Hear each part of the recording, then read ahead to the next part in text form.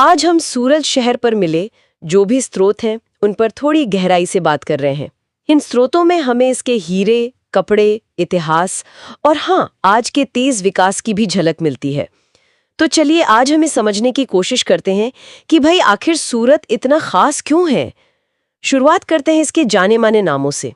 आपने भी सुने होंगे भारत की डायमंड सिटी और सिल्क सिटी। ये नाम सुनने में तो बड़ी दिलचस्प लगते हैं। आखिर इन नामों के पीछे कहानी क्या है? मतलब ऐसा क्या है जो इसे ये पहचान देता है? हाँ बिल्कुल।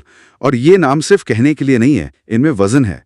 जैसे डायमंड सिटी की बात करें तो ये वाकई हैरान करने वाला है कि दुनिया के लगभग 90% रफ हीरों को यहीं सूरत में तराशा और पॉलिश किया जाता है। 90%? सच में ये तो बहुत बड़ा आंकड़ा है। जी हाँ, ये आंकड़ा सिर्फ एक संख्या नहीं है। ये दिखाता है कि कैसे सूरत ने पीढ़ियों से एक खास हुनर और एक जबरदस्त नेटवर्क तैयार किया है वैश्विक लग्जरी बाजार के लिए। ये एक अनिवार्य कड़ी बन गया है। कमाल है। मतलब दुनिया भर में जो हीरे चमकते हैं उनमें से ज्यादातर सूरत की कारीगरी का नतीजा है। वाह। और सिल्क सिटी, क्या कपड़े का काम भी उतना ही बड़ा है? बिल्कुल। देखिए, हीरा उद्योग जितना ग्लैमरस है ना, कपड़ा उद्योग उतना ही विशाल है, बहुत फैला हुआ है। सूरत सिंथेटिक कपड़ों का, खासकर साड़ियों और ड्रेस मटेरियल का एक बहुत बड़ा केंद्र है। यहाँ के बने कपड़े पूरे भारत और सिर्फ भारत ही नहीं, दुनिया के कई हिस्सों में जाते हैं। तो हाँ, ये दोनों उद्योग मिलकर शहर की अर्थव्यवस्था की आप कह सकते हैं रीढ़ हैं। अच्छा, तो ये तो हुई आज की आर्थिक पहचान की बात। लेकिन जैसा कि हमें स्रोतों से पता चल रहा है, सूरत का इतिहास भी कुछ कम नहीं है, काफी गहरा और दिलचस्प रहा है। क्या ये जो आज की व्यापार वाली भावना है, ये पुरानी जड़ों से जुड़ी हुई है? हाँ, काफी हद तक तो जुड़ी हुई है। देखिए, प्राचीन काल में इसे सूर्यपुर के नाम से जाना जाता था। इसका जिक्र तो 300 ईसा पूर्व के दस्तावेजों में भी मिलता है। लेकिन इसका असली उभार हुआ 16वीं सदी में। तब ये मुगल काल में पश्चिमी भारत का एक प्रमुख, बहुत अहम बंदरगाह और व्यापारिक केंद्र बना। प्रमुख बंदरगाह मतलब उस जमाने में अंतर्राष्ट्रीय व्यापार होता होगा यहाँ से? हाँ बिल्कुल। सोचिए, उस जमाने में यहाँ से दुनिया भर के जहाज आते जाते थे। ये इंटरनेशनल ट्रेड का एक बड़ा अड्डा था। यानी व्यापार और ये उद्यमशीलता, ये तो सूरत के खून में है, कह सकते हैं। फिर अंग्रेजों का दौर आया होगा। सही कहा।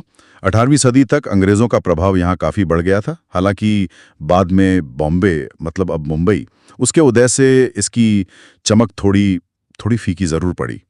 पर सूरत ने, आप कह सकते हैं, हार नहीं मानी। और इतिहास का एक और अहम पन्ना यहीं से जुड़ता है। 1930 में महात्मा गांधी का प्रसिद्ध दांडी मार्च। ओ हाँ, दांडी मार्च। हाँ, वो मार्च यहीं सूरत के पास जो दांडी गांव है, उसी के लिए शुरू हुआ था। उसने भारत के स्वतंत्रता संग्राम को एक नई दिशा दी थी। अच्छा, तो दांडी मार्च की शुरुआत का गवाह भी रहा है ये शहर। तो इन सब बातों को अगर जोड़कर देखें तो क्या तस्वीर उभरती है? सूरत सिर्फ हीरे और कपड़े का ही शहर नहीं है। नहीं, बिल्कुल नहीं। ये एक ऐसा शहर है जहां इतिहास और आधुनिकता दोनों साथ साथ चलते हैं। तापी नदी के किनारे बसा ये शहर अपनी कई परतें समेटे हुए हैं, आप कह सकते हैं। एक तरफ इसका वो गौरवशाली व्यापारिक इतिहास है, दूसरी तरफ आज का डायमंड और टेक्सटाइल हब, और अब तो ये भारत के सबसे तेजी से बढ़ते शहरों में से एक बन गया है। अनुमान है कि आबादी 8 मिलियन के पार जाने वाली है। 8 मिलियन, तेजी से बढ़ता शहर।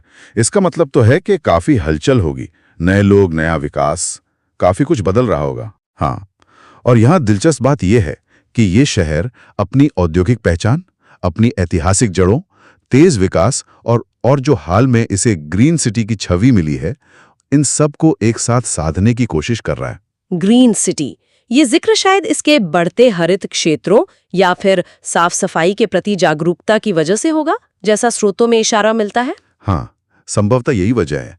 और यहाँ सांस्कृतिक विविधता भी खूब है। अलग अलग समुदाय के लोग साथ रहते हैं, काम करते हैं। और एक खास बात, यहाँ बेरोजगारी दर देश के बाकी हिस्सों के मुकाबले काफी कम है। अच्छा, ये तो बहुत अच्छी बात है। हाँ, जो इसे एक तरह से अवसरों का शहर बनाता है। और कनेक्टिविटी भी बेहतरीन है, सड़क, रेल, हवाई मार्ग, सब कुछ। तो कुल मिलाकर देखें, सूरत एक बहुआयामी शहर है।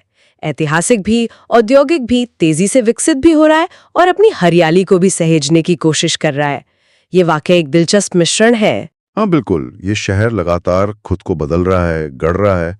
इसने कई उतार चढ़ाव देखे हैं, लेकिन इसकी जो वो उद्यमशीलता की भावना है वो हमेशा मजबूत रही है।